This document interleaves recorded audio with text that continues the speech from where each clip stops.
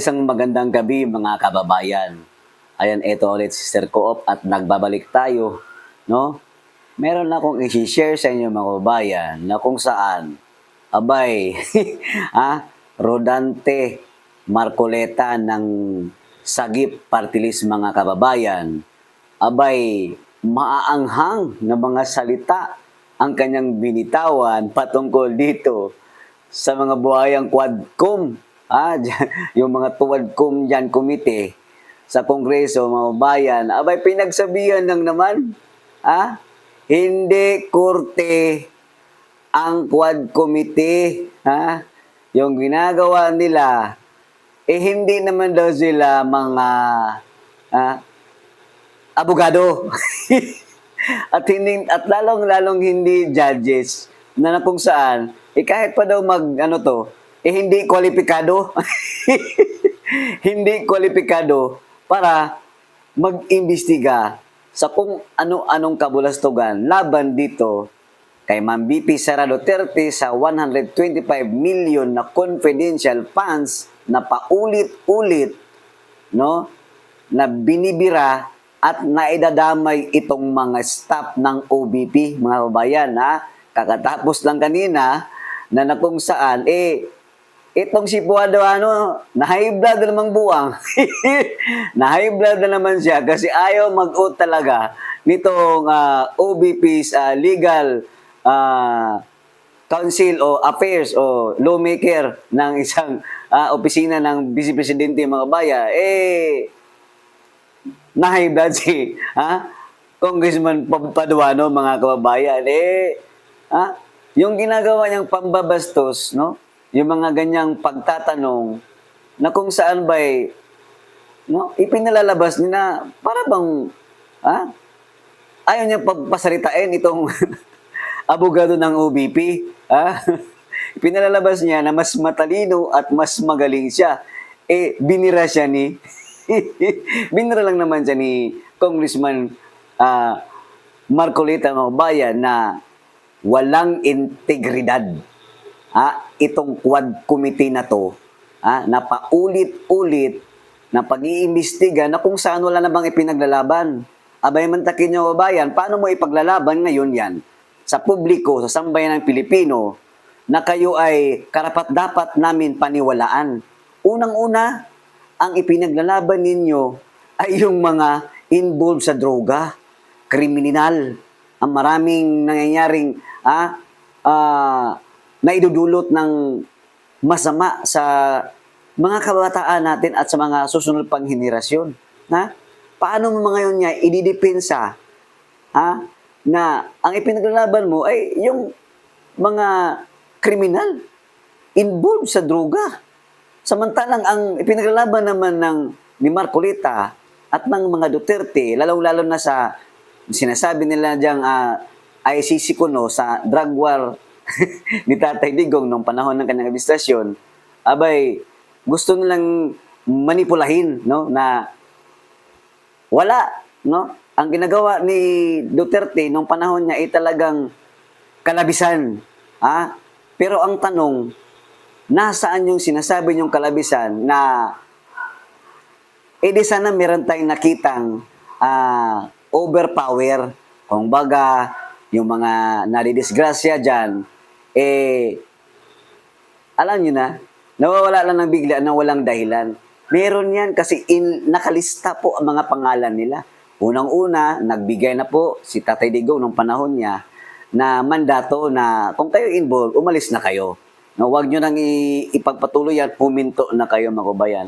No, ngayon, tapos meron akong nakarinig o nakita na isang video na tilabagay, tinanong pa or hindi niya ata alam, no? Isang vlogger, hindi niya alam na may karapatan si Congressman Marcoleta na batikusin sila. Unang-una, ang Quadcom ngayon, yung apat dyan sa Kongreso, wala naman talagang alam niyan kasi hindi naman abogado. Pero ito, meron ako nakita isang vlogger na para bang wala siyang alam sa background ni Rodante Marcoleta kasi kini-question niya na itong si Rodante Marcolita daw, pro Duterte daw ngayon. Talagang nahahalata daw na talagang panig sa mga Duterte. Ha? Hindi mo ba alam? Ngayon mo lang alam na si Rodante Marcolita talagang kay Tatay Digong yan? Mantakin nyo, sa mga hindi pa nakakaalam, panahon pa po ni Tatay Digong sa 2016 up to 2022, isa po si Rodante Marcolita ang bumoto na ayaw nang bigyan ng prangkisa itong ABS-CBN network. Kasi po, si Marcolita lang naman ay dati na po yung PDP. Nasa PDP na po yan, panig, mga kababayan. Ay, ewan ko lang tong sa isang vlogger na to, parang na-shock pa siya, nahalata na daw si Marcolita na ito ay kumampi sa mga Duterte at kay Tatay Digong. Aba, parang nakulangan kayata sa pag-imbestiga ng sarili mong opinion. Dapat mo kasing busisiin na kaya nga nandyan si Rodante Marcolita sa Kongreso nag-iingay kasi panig yan sa mga Duterte. Alam nyo naman, iisa lang ang layunin, iisa ang adhikain ng Congressman Marcolita at ng mga Duterte. Kaya nga, bilib na bilib si Tatay Digong dyan kasi makabansa, makabayan, makapilipino. Yang si Congressman Marcolita, mga kabayan.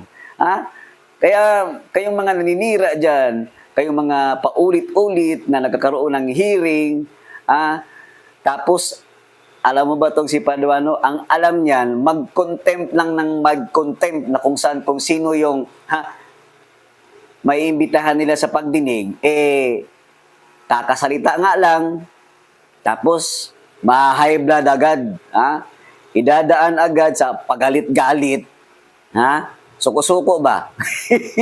O, di ba? Tapos, ang sinasabi pa nila, yung Quadcom daw, di umano ang Quadcom daw, ito na yung due process. Due process na sinasabi nila para daw malaman natin ang mga katotohanan sa likod ng drug war ni Tatay Digong at sa mga kabulastugan daw ni Tatay Digong sa panahon ng kanyang administrasyon.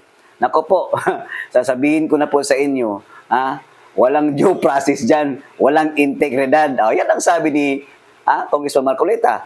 Paano nga ba naman magkaroon ng integridad no kung saan paulit-ulit at ang mga Duterte lang ang inyong inimbestigahan?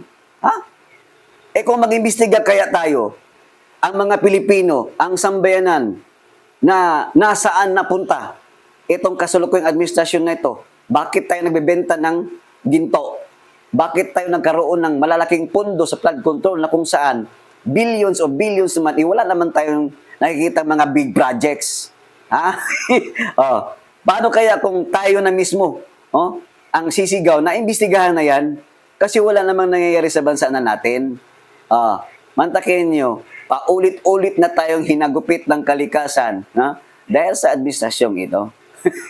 Galit na po ang kalikasan sa ating administrasyon ngayon. Kaya kayo dyan, kayong pilit ninyong sinasabi na may due process, dyan sa Quadcom na yan, kami na po ang nagsasabi. Kitang-kita po namin ang panggigipit, pambabastos, at talagang gusto ninyong isiraan itong mga Duterte, lalong-lalo na si Ma'am Sara.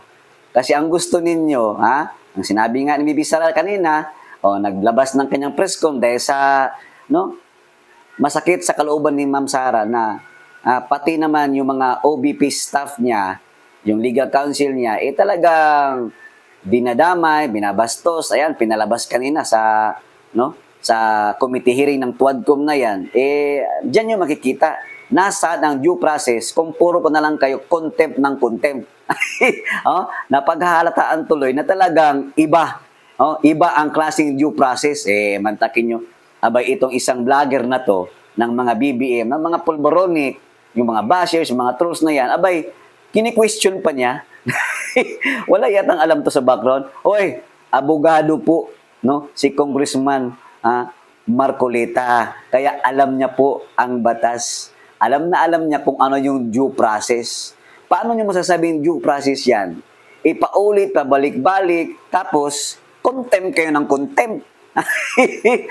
Kaya hindi talaga kayo dadaluhin ni Tatay Digong dyan. Kahit magkaroon kayo ng ilang imbitasyon, O hindi kayo masaligan eh. Walang tiwala si Tatay Digong sa inyo. Ha? Baka pagdating lang ni Tatay Digong dyan, kakaupo pa lang, itong si Paduano, wala na. Ha? Di ba? Diyan yung makikita. Kung talagang may due process, dapat mayroon kayong bigyan nyo ng chance na magbigay ng saloobin itong iniimbitahan ninyo. Ha? O, anong klaseng imbitasyon yan? Kung pagdating dyan, gigisahin nyo agad. No? Pagagalitan. Tapos mag-high blood kayo dyan. Tapos ang ending, contempt. O, ayan mga babayan, maraming salamat po sa inyo. Basta ako, naniniwala ako na tayo mga Pilipino sambayanan na lumalaban para sa katarungan at panggigisa sa mga Duterte, mga kabayan. Ha? Teka nga, kabayan, malapit na po yung eleksyon. No? Kailangan natin sa Kongreso ng mga matitinong tao, na pwede nating kapitan laban yan sa mga buaya sa loob ng Kongreso, mga kabayan. Ito po, no? Number 18 sa baluta. Ipanaw Sambayanan Party List. Kailangan po natin ng mahigit 1.5 million na boto lang naman, mga kabayan. No? Kasi tatlo po yan. Una, meron tayong first nominee, si Atty. Busantog. Pumapangalawa dyan si Dr. Lorraine Badoy. At ang pumapangatlo ay si Ka Eric. Suportahan po natin, kailangan natin ng 300 or mahigit para sa unang nominee kay Atty. Busantog. Pangalawa, kailangan natin ng another 300. So, ibig sabihin, para sure ball tayo, 400 bawat seat, no, na nominado para makaupo. Yung tatlong kakandidato dyan, no? Ang iboto po natin, Ipanaw Sambayanan Party List. Kailangan natin ng 1.5 million, no? Para itong tatlong ito, talagang meron na tayong representante dyan sa loob ng Congress para patulan ang mga ginagawang Quadcom Committee dyan, mga babayan. Okay? Hanggang dito na lamang, mga babayan, hanggang sa susunod nating vlog. Maraming salamat and God bless po sa ating lahat. Ipaglaban po natin ang bansang Pilipinas laban sa mga kurakpors, kurakot na mga politiko. Dito na tayo sa Solid Duterte Vote Straight, PDP, at sa mga iba pang guest na candidate na ini-endorso ni Tatay Digong. Maraming salamat and have a good day.